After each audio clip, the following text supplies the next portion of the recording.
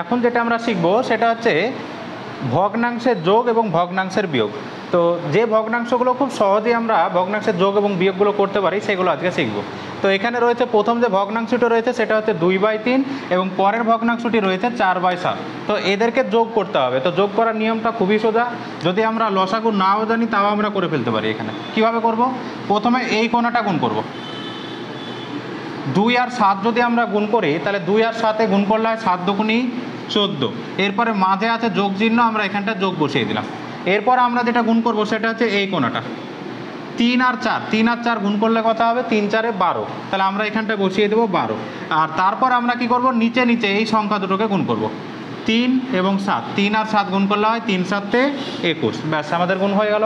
এরপর আমরা কি করব, উপরে 14 আর 12 যোগ করলে হয় 26 আর নিচে আছে কত, 21। ব্যাস আমাদের ভগ্নাংশের যোগ কমপ্লিট। একই রকমভাবে আমরা বিয়োগটা করতে পারি। প্রথমে আমরা কি করব, প্রথমে এই কোণাটা গুণ করব, 6 আর 3 গুণ করলে হয় 3 6 18। তারপরে এখানে মাইনাস আছে, আমরা মাইনাস বসিয়ে দিলাম। এরপর আমরা এই গুণটা করব, কত, 7 আর 2 গুণ করলে 7 দুগুণী 14, এখানটায় বসিয়ে দিলাম।